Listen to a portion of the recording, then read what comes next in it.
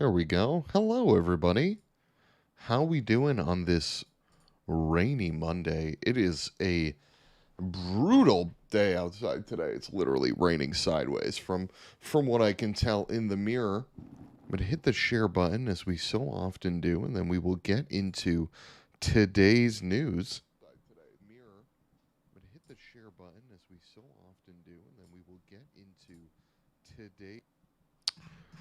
Cool. How was everybody's weekend? Hope everyone had an awesome weekend. Whether you watched the Euro, whatever you watched, hope it was awesome. Seemed like a pretty good final. I don't know what happened recently to me, but I'm not as into soccer as I used to be. You know what I mean?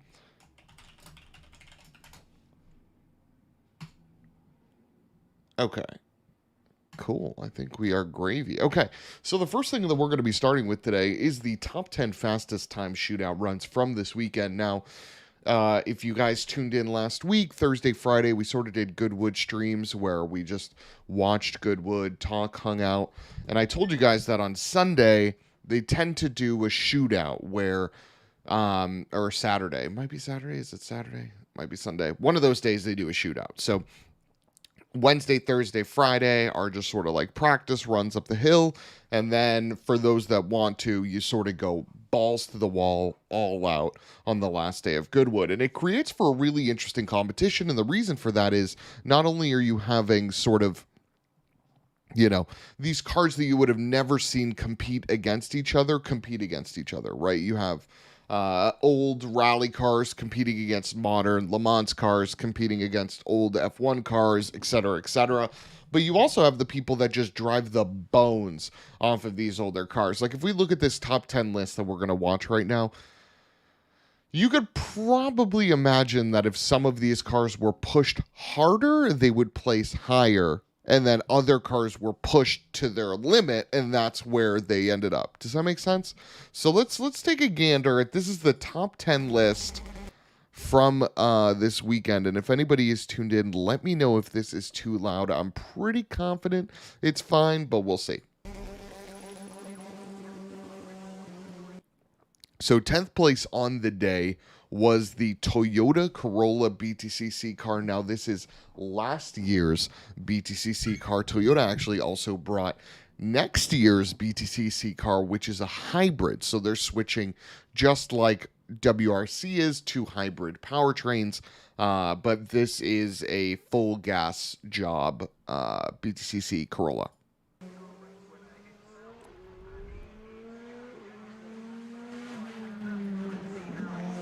You can already tell this guy's giving it the beans. Rory Butcher is going for it. He's using all the road.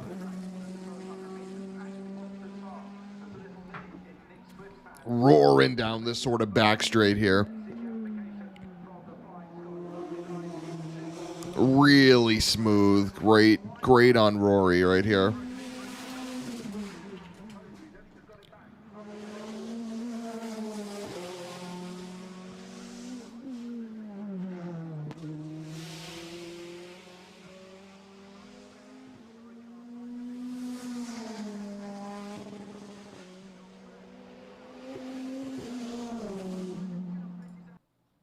Now, if we think about the rules quickly for a 2021 BTCC car, the biggest thing here is that they all use the same engine.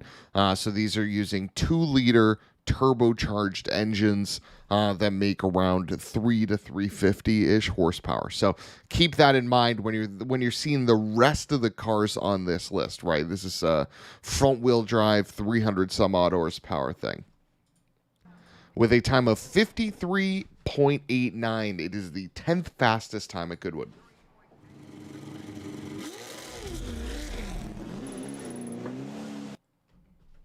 Seven-tenths of a second faster. We have a relatively OG V8 supercar. This was the last true Holden Commodore V8 supercar before they swapped to effectively the Buick Regal looking Holden Commodore. You know what I mean?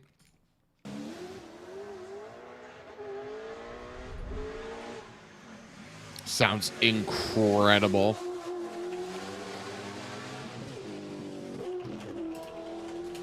what he and this guy's going for it as well.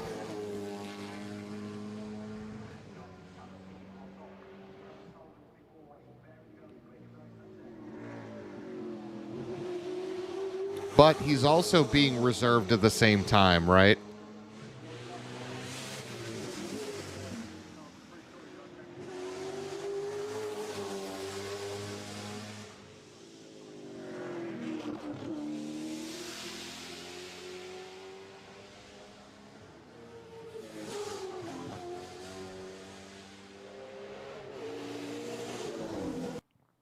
So just as a reminder, you're looking at that car is a 5-liter naturally aspirated V8 with around 600 horsepower, right? So it was 7/10 faster than a 300 horsepower touring car. Pretty good for that touring car, if I have to say so myself. Next on the list, we got one of my favorites. Who do we got tuning in? We got Mark Van Booski with the share on the stream. What's up, Mark? Welcome, man. Welcome back. Hope work's going well, man. Good morning, Money Mafia. Indeed, my dude. Hope you're doing well. We got the Sauber C9. This is one of the best race cars of all time. But I'm going to rifle off the details of this car. But before I do, guys, you can see this person taking it easy. And the reason why they were taking it easy were two really big Jaguar race cars pretty much got totaled this weekend. One was an XJR 15. The other was a Group C style race car like this. I think it's XJR 12 is the designation of that car. So you can see this person taking it super easy. And even though they're taking it super easy, they're still quicker than the V8 supercar and the touring car by about a second. Oh, sorry, guys. See, like you can hear that the person's chill on corners, and then on the straights they just let it eat. The Sauber C9 had a 5-liter V8 Mercedes engine with a pair of turbos making 720 horsepower, and it only weighed 2,000 pounds. So there's no way that a 720 horsepower car that weighs 2,000 pounds shouldn't be faster than all of those cars. But you can definitely tell that on corners, Kenny Atkinson's taking this relatively easy. Either way, still puts in a monstrous time to get him at the 7th spot overall for the Goodwood weekend. Attaboy Kenny. Next on the list, probably one of my favorite runs up this course. We got Anthony Reed in a Ford Escort rally car from the 90s. These things are freaking cool, man. And listen, just listen.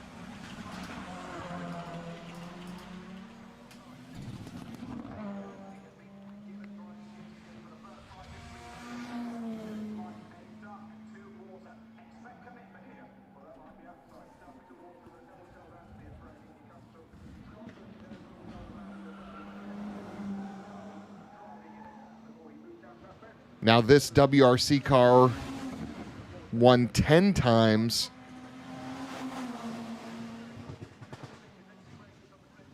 Made good amounts of power. Nothing crazy, though, here. You're talking like around 300-400.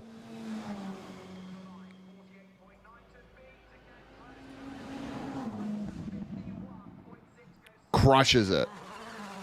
Crushes it. All right, what we're looking at next, guys, this is the Praga R1. This car does battle in the GT4 class, and in some specs, it does battle in GT3. The Praga street car uses 365 horsepower, 302 pound-feet of torque. This thing weighs literally like 5 pounds.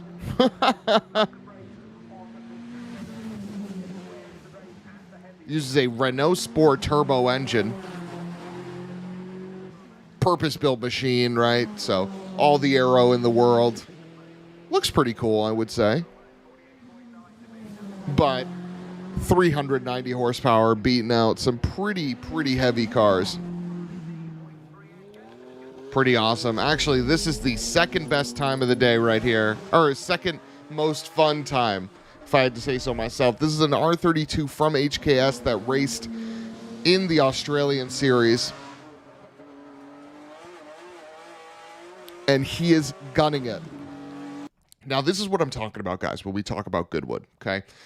Goodwood usually takes these really, really rare machines, okay, and pits them all against each other, but depending on how strong the driver is, really is how fast these cars go. What I mean by that is the only reason, okay, why this R32 is beating cars like that Sauber C9, right, Le Mans car, is because this dude driving this car, okay, Jake Hill, is giving this thing the frickin' beans. All right, look at this run. Like, he's going 10/10ths here. Beautiful. Look at that line. He's right on the edge. Dinging it off limiter. Fuck it. So close to the wall.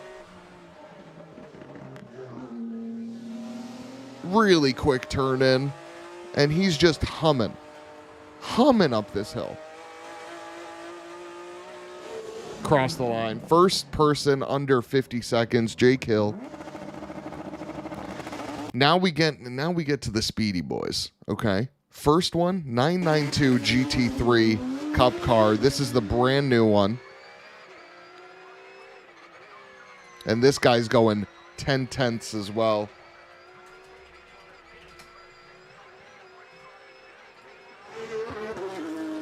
Now, the 992 GT3 Cup car is, in fact, based on the GT3. This thing makes 510 horsepower. Street Spec Series. Or, excuse me, Spec Series, not Street Spec. Spec Series. Mega sound. And he is giving it the beans. Because if you're Harry King here, right, you can push this 992 GT3 because there's, if he bins it, he bins it, right? There's a bajillion of these. They're making these literally now. So there's a little less stress on the people driving the newer cars, right? As much as you don't want to fuck up and hit it into a wall, in the same vein, you're okay because if you bin it into a wall, they're still making parts for it, right?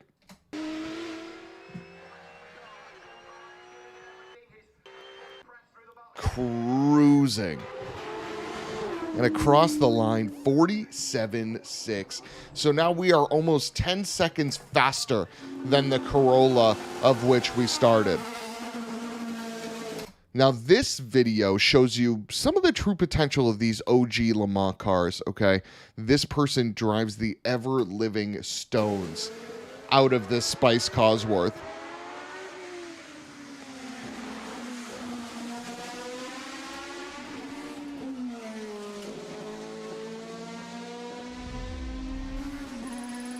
Now, the Spice Cosworth, okay, competed in Group C competition. It used a Cosworth V8, made 465 horsepower, 310 pound-feet of torque. This thing weighed 10 pounds.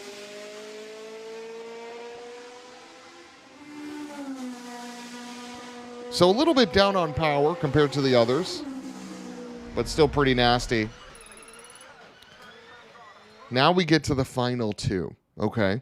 And after this, we got a couple pieces of car news before we sign off for today. But we get to the final two here, and we start with Travis Pastrana. Now, the thing that I want to note here, okay, about Travis Pastrana and this Subaru WRX STI is this is his first time on the hill.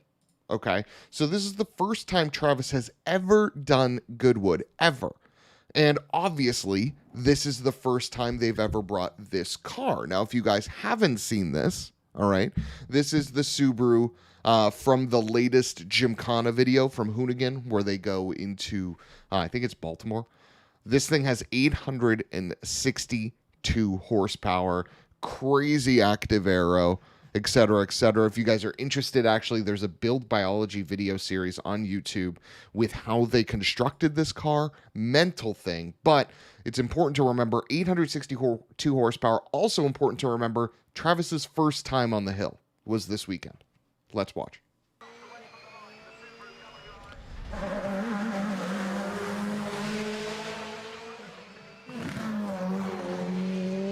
You can see his immense concentration and the wing flap. when he hits the brakes, the wing flap up. It's pretty awesome. Watch it. Right there. See the Subaru sign?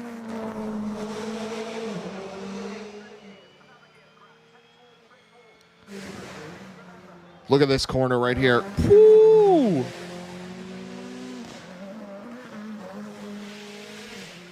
Mirror scrapes the hay bale a little bit here.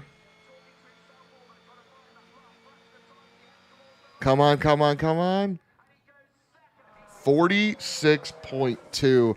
Now, guys, remember, if you're considering what the record is, the record at Goodwood is in the 30s. High 39 second from the Volkswagen IDR. So not close to the record, but almost setting the first place time of the day. But the first place time of the Goodwood weekend goes to this machine, the McLaren 720S GT3X, with a time of 45 dead. Let's take a watch.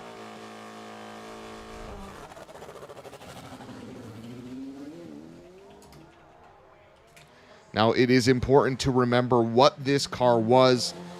This is a McLaren 720S GT3 where they threw away the rule book and created something that was a bit nutso. This thing weighs 400 pounds less than a road-going 720S. Still uses the twin-turbo 4-liter V8, but he makes 200 horsepower more than the GT3 car. So you're talking about something that is mighty fast. Hitting the hay bale there. Absolute limit. And across the line. Beautiful, beautiful time. So that is where we wrap up our Goodwood coverage for this week. If you guys enjoyed watching a little stream, sort of hanging out with me on that, let me know. But I had a lot of fun just having Goodwood on. I think we did I think we might have even done 1 3-hour stream where we just watched Goodwood live stream together. We watched drifting. We watched all that. If you guys enjoyed that, let me know. We can find some other events to sort of kind of co-stream, if you will. I know co-streaming isn't a big thing in the auto world, but hey, maybe it should be. Maybe we can make that a thing. So with that out of the way, let's touch on briefly today's news because there isn't much. And I'm going to blame Stellantis for a lot of that. But we got a couple news on them in a second. So Stellantis over the weekend, actually on Friday, did a sort of EV day where they talked about their electric vehicles that they have coming up. And when they did that, they actually sort of low-key showed off their new Grand Cherokee. What you guys are looking at to my left here is the 2-row version of the newest Grand Cherokee. All we know of today is the Grand Cherokee L, which is actually available on dealer lots now. That is the 3-row version of the Grand Cherokee, which is new for this generation of Jeep GC. But up until this point, we had only seen the 2-row version in testing. Well, that changes during their EV day. They showed off this guy, which is the Jeep Grand Cherokee 4xe. So it is a plug-in hybrid Jeep Grand Cherokee, and that really is all we know up until this point. And the reason being is because that car is going to be unveiled sometime in August. So Jeep just showed us that it is indeed going to be a thing. If we look at the Wrangler in terms of what potentially to expect for the 4xe, you're looking at something that has a range of, I think it's around 25, 30 miles on just electric only. I would expect the Grand Cherokee to have a little more range than that. Look for it to hit that 30-mile mark at the very least of all electric power before it then switches to a gasoline engine of some sort. I think the 2-row overall really makes the body more compact and just overall better looking. This car looks a lot better to me than the Grand Cherokee L. It looks, wealthier. It looks cleaner, right? I'm a big fan of the Grand Cherokee 4xe for sure, but that is in fact all we know about it, which is a bit of a drag. The second vehicle that I wanted to talk about is from Legends Automobile. Now, you guys may not have heard about them, and that is okay because, again, guys, that is where we come in, on this show with all this stuff, all right? We want to bring you guys, all the news, so you guys have all the information you need. And when I say all, I mean all, because at the end of the day, I want you guys to have just as much knowledge as I do, when it comes to the automobile. So this is the Legend Automobile Turbo 3, and now what they're trying to do with this thing, okay, is be the sort of Singer, but for the Renault 5. So if you guys remember, the Renault 5 was one of the homologated vehicles from Group B. It is a mid-engine, rear-wheel drive, crazy machine. All right. And when Renault made their version, they made a hot hatch that was front-engine, front-wheel drive, but Legend wants to do it like it should be. So if we remember, okay, what I'm doing here is setting the stage. I'm reminding you of what the old one was. The Renault R5 Turbo 2, for which this car's ethos is based on, was 160 horsepower with 155 torque, and it weighed roughly 1,900 pounds. Okay. Fast forward to 2021, and what we're looking at is something that promises to be a little spicier. Now, they didn't unveil any details, but they want to make this sort of nuts. So I'm excited to see what this car potentially is going to be. I'm a big fan of the rear taillight design. I don't know about this front. This front kind of reminds me of like aftermarket Jeep Cherokee headlights. You know what I'm talking about? You see with the fake LED shit. But overall, anything that's a new old car, I'm a big fan of. And just so we're clear, for those of you that are watching Money Shift every day, this company is not related to Legend Automobile that made the electric Audi Quattro looking thing. Two completely different companies with nearly the exact name, which is super unfortunate. Moving on to the next bit of news here. This vehicle might not be something that you guys have heard of, but you should. What you're looking at right here is the Lightyear 1. And this is probably the electric vehicle that loves the sun the most.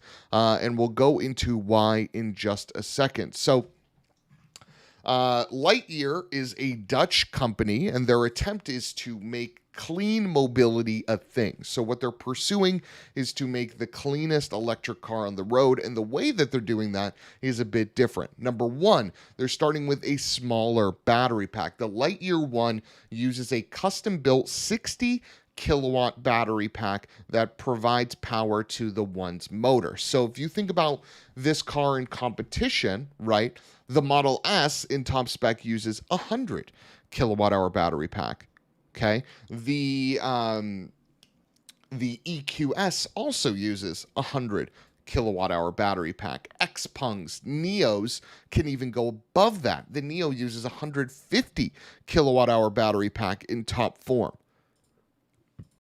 But this car just uses a 60. Glad all is well, Mark. Hope the new gig is going awesome. Super pumped that that you popped in as well, man. Thank you for that. Appreciate it. So this thing uses a 60 kilowatt hour battery pack versus the competition, which uses 100 plus. So that's number one. Number two, the Lightyear 1 is covered in 16 square feet of integrated solar panels. And you can actually see them if you look at this design here. All over this hood, solar panels. The roof, all solar panels. So this thing actually has a lot of solar panels on it, and those solar panels actually do something, which is nuts, okay? This car can add 7.5 miles of range per hour. And if you think about that, okay, just on solar. So if we do some calculations here, okay, you get home from work, or let's say you're working from home. Okay, you can leave your car parked outside. You're not doing anything during the hours of the workday. Okay, so when does the sun start? At like 4, 5, 6, 7, 8, 9, 10, 11, 12. That's 9 hours right there alone. So by noon, you've got 67 miles of range for free just off the sun. So you go to lunch, you come back. You have another 4 or 5 hours, maybe more, depending on where you're located in the world, where you can get another 30, 40 miles, which covers your dinner commute. There's a realistic world where you wouldn't even need to plug this car in. That's pretty crazy. Over the course of just 2 days, this car can add 140 miles of range if you get around 9 hours of sunlight every day, which is no cost to you, right? We're not talking about supercharging costs. We're not talking about how much it costs if you plug the car into your home. We're talking about just because of the solar panels on this car, you get 140 miles of range in 2 days. And I don't know about you guys, but 140 miles is a good amount to get in 2 days, right? And if we extrapolate that to per day, right, that's 70 miles a day you're getting, okay? So you're getting 490 miles of range a week just off the sun, provided the car is in sunlight for 9 hours a day, which for a lot of folks, I know for me, I would get the full 9 hours of sun. I don't have a garage. Where my driveway is, I would get a full 9 hours of sun, 100%. So for me, this is a really appealing vehicle, right? If they're able to pull this off and actually produce these based on those stats alone. But it gets even cooler. This car was designed by Louis Vermeersch, who's the designer, a former designer of Pininfarina, who made the 458 Italia. This car has a drag coefficient of less than 0.2, which is better than the EQS, which is better than the Model S Plaid. You know what else is crazy? This car can charge via its solar panels while you're driving. And how effectively it does that depends on how fast you're going, et cetera, but it can actually charge as you're driving, which is crazy. And Lightyear says that because they moved the motors outboard, not only are they improving efficiency significantly, but the company also claims that the One is built to last a lifetime, that they're using really durable materials here and moving the motors outboard, and you can actually kind of see it. It's right behind the wheel there. Vermeersch, Mark, it's spelled, let me tell you how it's spelled right now. Vermeersch.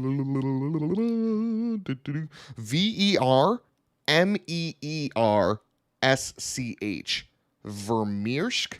I think it's Vermeersch, if I'm going to be honest, but I probably still botched that completely wrong. So, I know you guys are asking, how much is this thing going to cost? Well, fact of the matter is, it's not cheap. It's using a lot of really forward technology, right? And usually cars that are tech forward cost a shit ton of money, and this one is no different. This car uses 4 electric motors in each wheel that extends the car's driving range, et cetera, and it costs $165,000. What? Costs $165,000. So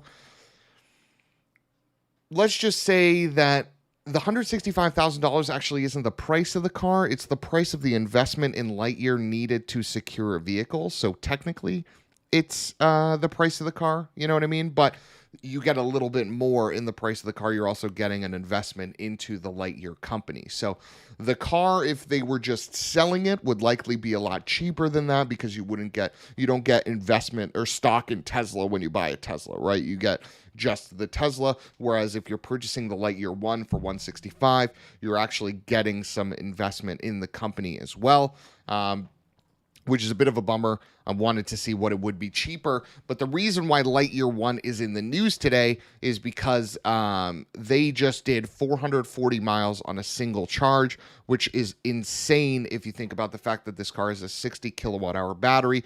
That means this car is able to do 7.3 miles per kilowatt hour, which is 2 miles better than the Tesla Model 3, which is already extremely efficient. So this thing is overall really, really close. Mark says, Vermeersch, hey, I got close. Excuse me. Yeah, super close. Yeah, this thing is really expensive.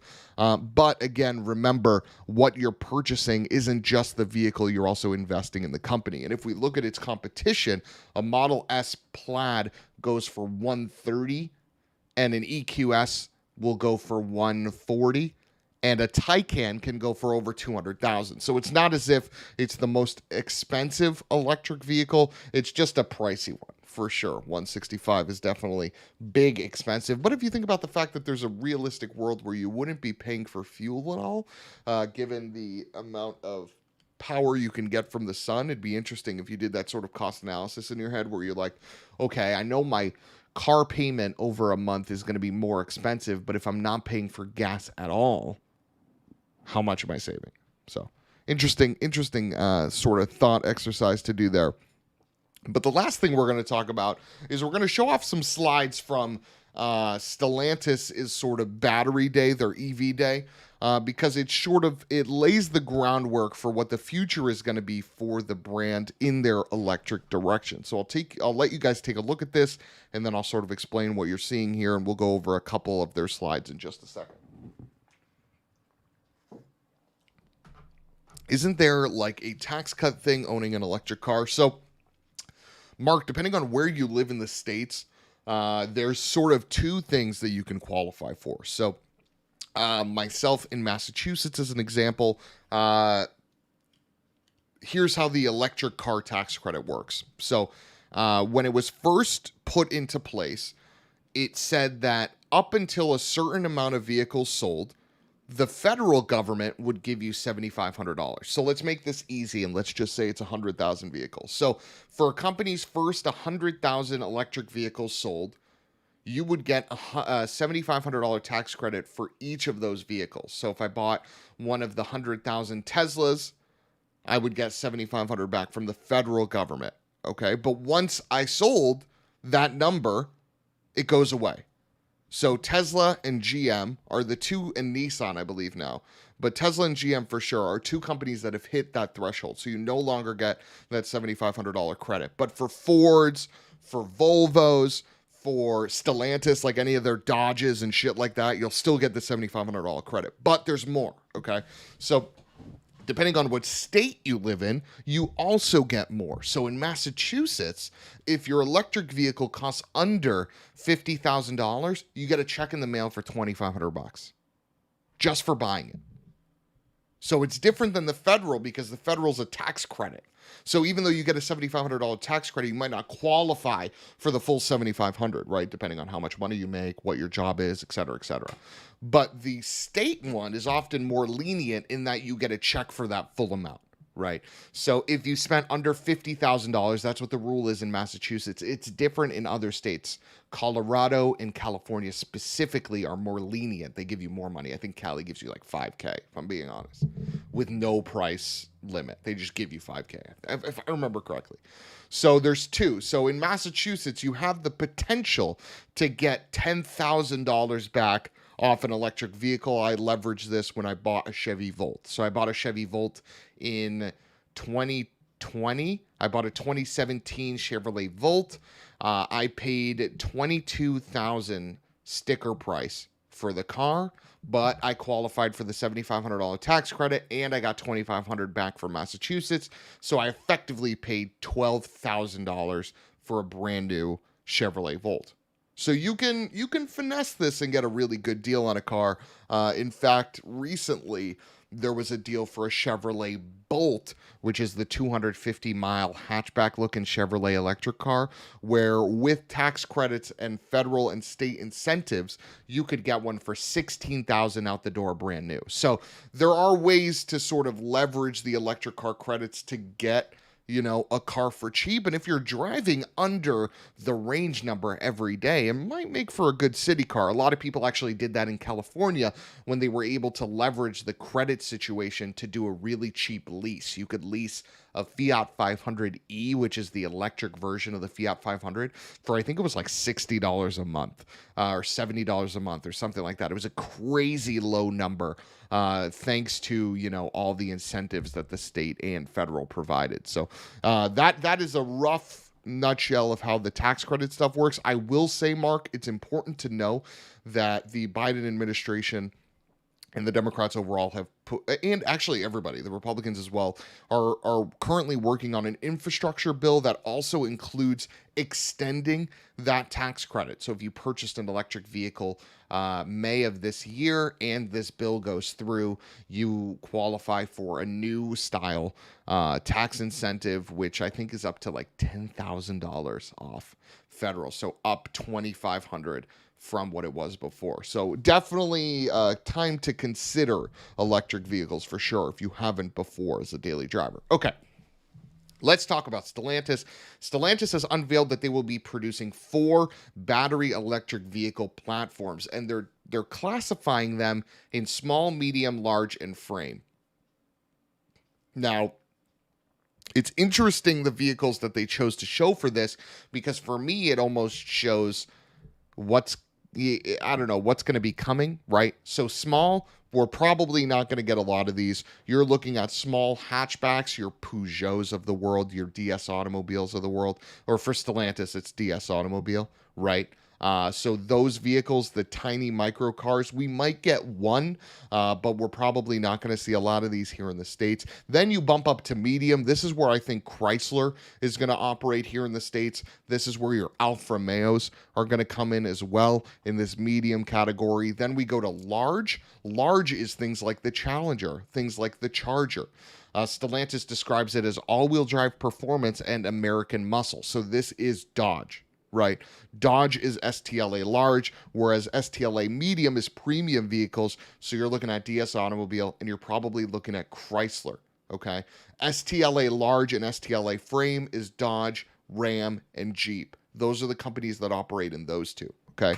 Moving on to the next one here, the STLA frame platform, which we talked about here, that last section, the biggest one, is one of the most interesting because within that platform, Stellantis says there's going to be 2 options. One is going to be a battery electric vehicle, and then 2, they're calling a range electric paradigm breaker, which they're describing as something that has the look and feel of an electric car, but with crazy amounts of range. What this would look like is one of 2 things, guys.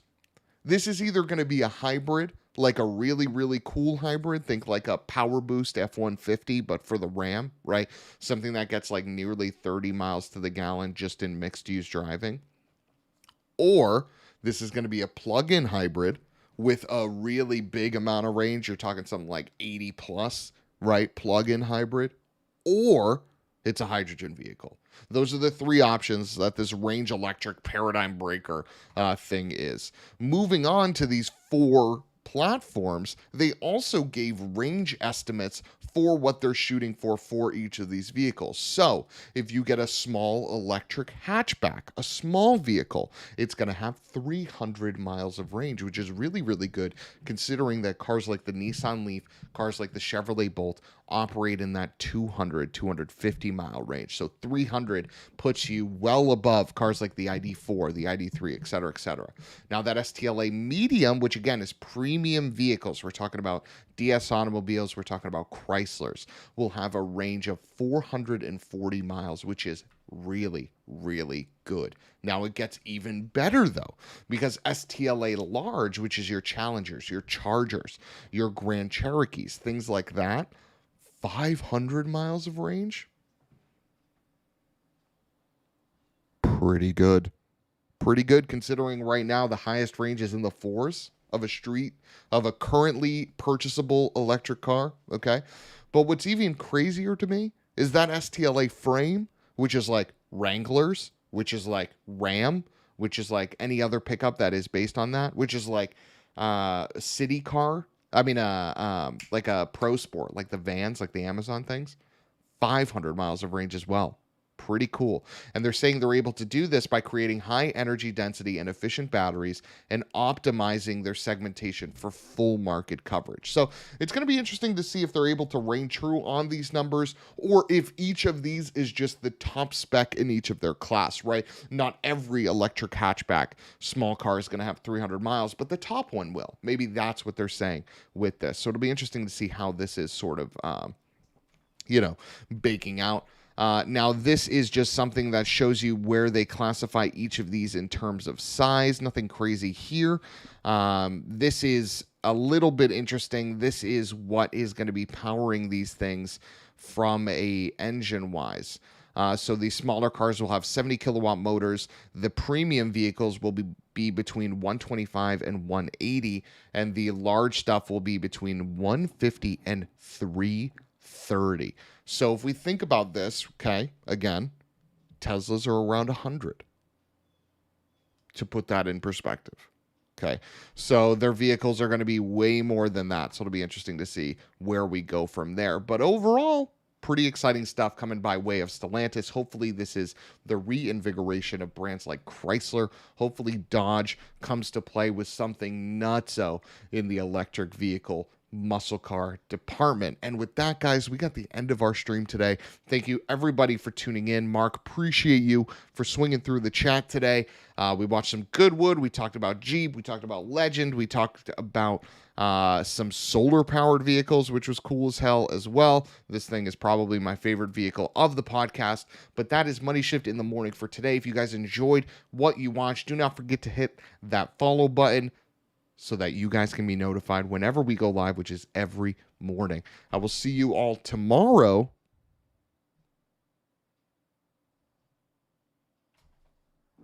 Goodbye. Appreciate you, Mark.